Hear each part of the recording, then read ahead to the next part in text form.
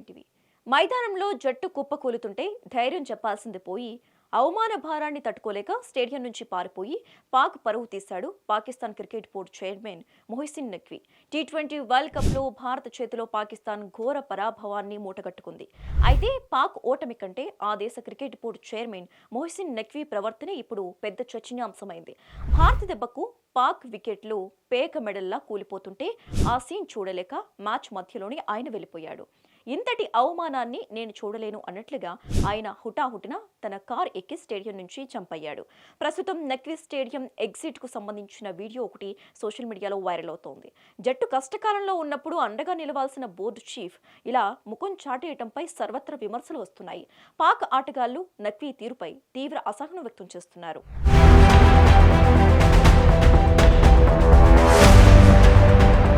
నాయకుడు అనేవాడు గెలుపులో వెనక ఉండాలి, ఓటమిలో ముందుండాలి. కానీ Pakistan cricket board chief Mohsin Naqvi మాత్రం దీనికి విరుద్ధంగా ప్రవర్తించారు.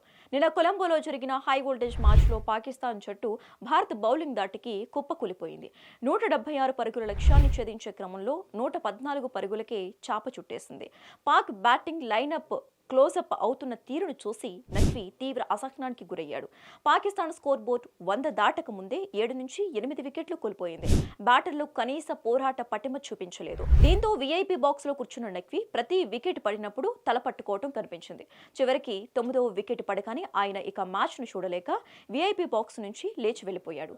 ఆయన ముఖంలో ఆవేదన, కోపం స్పష్టంగా కనిపించాయని ప్రత్యక్ష సాక్షులు చెబుతున్నారు.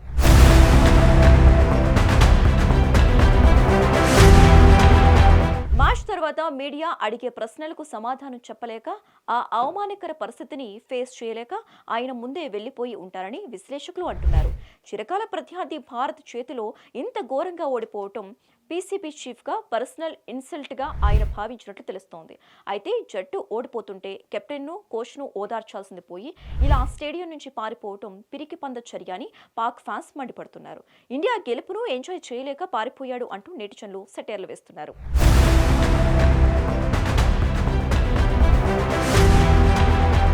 ఇదిలా ఉంటే మ్యాచ్ ఓడిపోతున్నామని తెలిసి నఖ్వీ స్టేడియం నుంచి వెళ్లిపోవడంపై పాక్ మాజీ పేసర్ షోయబ్ అఖ్తర్ మండిపడ్డాడు. క్రికెట్ అడ్మినిస్ట్రేషన్ లోకి అర్హత లేని వాళ్లను తీసుకువస్తే ఫలితాలు ఇలాగే ఉంటాయని ఘాటుగా విమర్శించారు. మీరు ఎక్కడి నుంచో ఒకరిని పట్టుకొచ్చి పీసీబీ చైర్మన్ ను చేశారు. అతనికి క్రికెట్ అంటే ఏంటో తెలియదు, ఆటగాళ్ల మనస్తత్వం తెలియదు. ఒక అజ్ఞాని చేతిలో బోర్డును పెడితే పాక్ క్రికెట్ సర్వనాశనం కాక ఇంకేమవుతుంది అంటూ ఫైర్ అయ్యాడు. ఇదంతా పాలిటిక్స్. మెరిట్ ఉన్న మాజీ క్రికెటర్లకు పదవులు ఇవ్వరు అని విమర్శించారు. కేవలం రాజకీయ నాయకులకు, బ్యూరోక్రాట్లకే పదవులు ఇస్తారు కాబట్టి ఈ దుస్థితి అని చెప్పుకొచ్చారు. యావరేజ్ మనుషులు బోర్డులో ఉంటే వాళ్ళు యావరేజ్ ప్లేయర్లుగానే ఎంపిక చేస్తారు. యావరేజ్ ప్లేయర్లు యావరేజ్ గానే ఆడతారు. మనం ఎప్పటికీ ఎక్స్ట్రార్డినరీ కాలేం అని ఫైర్ అయ్యాడు. పక్కన బీసీసీఐని చూడండి, వాళ్ళు క్రికెట్ తెలిసిన వాళ్ళతో బోర్డు నడిపిస్తున్నారు. అందుకే వాళ్ళు సూపర్ పవర్ అయ్యారు. మనం మాత్రం ఇంకా 1990లోనే ఉన్నాం అని చేసిన కామెంట్స్ దుమారం రేపుతున్నాయి.